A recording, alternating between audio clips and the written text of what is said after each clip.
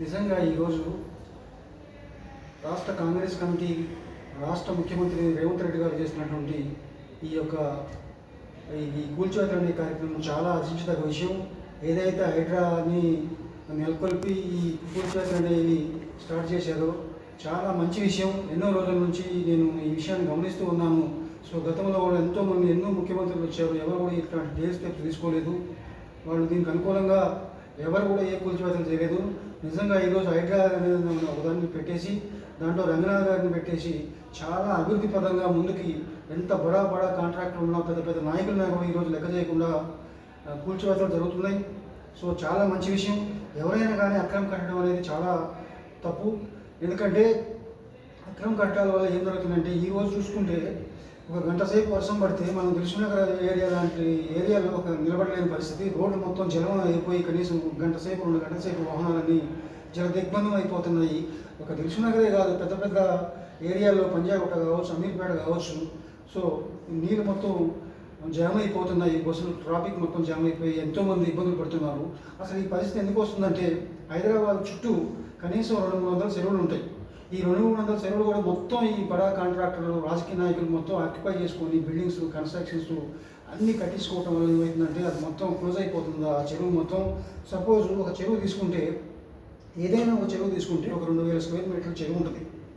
So ఈ 2000 square మీటర్ల కంటే ఎక్కువ ఎక్స్టెండెడ్గా కొంత బఫర్ జోన్ అనేది ఏర్పాటు చేసుకుంటారు ఏ చెరువు అయినా కానీ. ఎందుకంటే సమ్మర్లో ఏమైందంటే ఈ వాటర్ మొత్తం దగ్గరికి వచ్చేస్తుంది. దగ్గర రావడం వల్ల మనకి అక్కడ ఖాళీ ప్రదేశం ఏర్పడుతుంది. ఇదంతా ఖాళీ అనే ఉద్దేశం జనాల్లో వస్తుంది.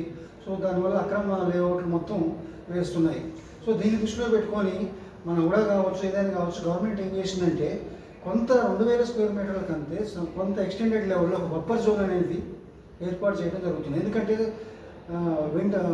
రైనీ సీజన్లో ఈ 2000 స్క్వేర్ మీటర్లు దాటి వాటర్ అనేది కొంచెం పైకి పోయే పరిస్థితి వస్తుంది.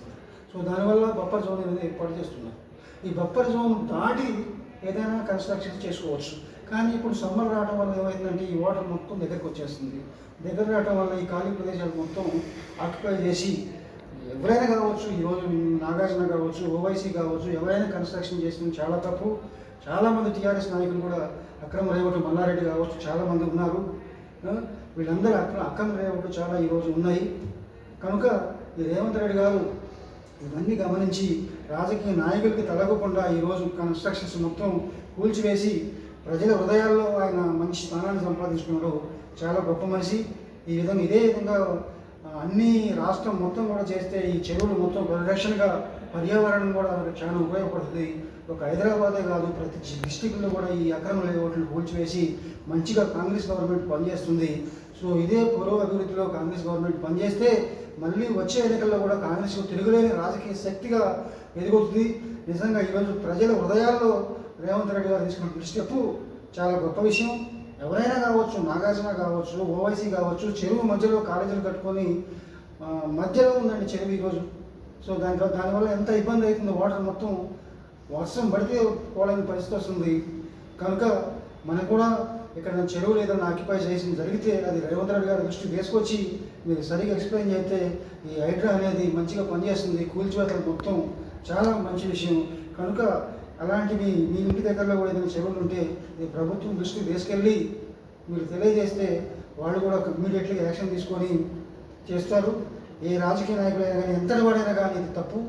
కనుక ప్రతి ఒక్కరు దీన్ని జనాలకు తెలియని వాళ్ళకి తెలియపరిచి గవర్నమెంట్ దృష్టికి తీసుకెళ్ళవలసిందిగా కోరుతున్నాను. ఇట్లు ప్రొఫెసర్ రామదాస్, హైదరాబాద్.